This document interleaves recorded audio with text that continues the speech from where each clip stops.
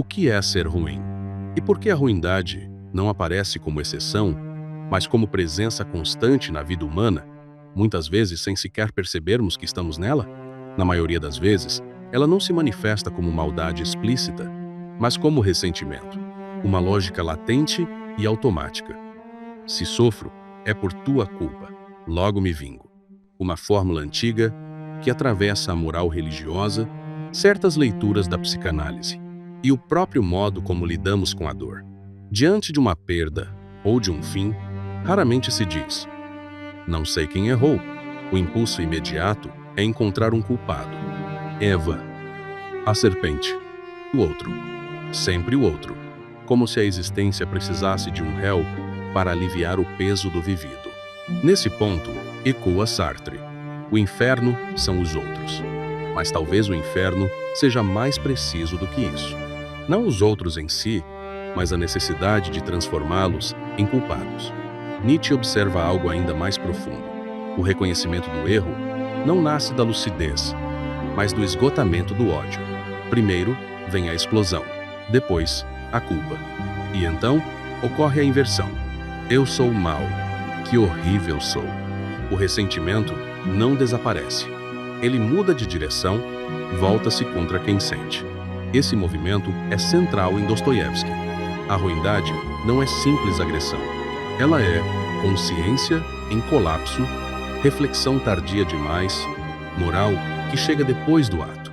Em Memórias do Subsolo, isso aparece de forma radical. O homem do subsolo não suporta os vivos, os felizes, os afirmativos. Ele precisa rebaixá-los para suportar a própria existência. Seu impulso não é apenas sofrer, é fazer o outro sofrer junto. Ele encontra em Zviarkov o espelho do que não consegue ser. Zviarkov não o reconhece como ameaça. E é justamente isso que o destrói por dentro. Não a humilhação direta, mas a irrelevância. Nesse universo, o ressentido não age, ele reage. Não cria, ele se compara. Não vive, ele rebaixa. Dostoiévski mostra algo decisivo. A ruindade não é apenas ação externa, mas retorno interno. Ela volta, como consciência, como peso, como aquilo que não se dissolve. Raskolnikov acredita poder ultrapassar a moral comum como um Napoleão possível acima da regra. Mas o que encontra não é liberdade, é desintegração. O crime não o eleva, o fragmenta. A consciência se torna inferno. Nietzsche percebe nesse movimento um golpe de gênio em Dostoiévski, uma espécie de auto-escárnio do conhece-te a ti mesmo.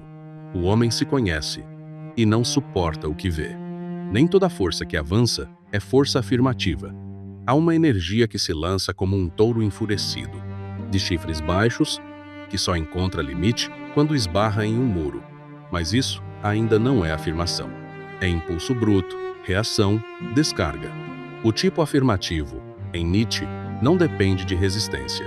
Ele não precisa de muro nem de inimigo. Ele não apenas avança, ele cria direção. Transforma o mundo em caminho. O ressentido, ao contrário, precisa do obstáculo. Precisa da comparação, da ferida, da ofensa. Sem isso, ele desaparece. Nietzsche radicaliza isso em Assim Falou Zaratustra. Fugir da praça pública, fugir do olhar que captura, fugir da necessidade de validação. Porque na praça tudo vira disputa, tudo vira comparação, tudo vira ferida. Dostoiévski parece antecipar o diagnóstico final. Não há justiça automática, não há equilíbrio garantido. Há apenas o retorno interno do mal. O inferno não como punição, mas como consciência que não se dissolve. E isso se repete no cotidiano. Pequenas vinganças, difamações, traições. A ruindade não precisa de grandes crimes, precisa apenas de emoção sem elaboração. No fundo, Dostoiévski parece dizer: não há saída simples, apenas consciência. E consciência, às vezes, já é o começo do inferno.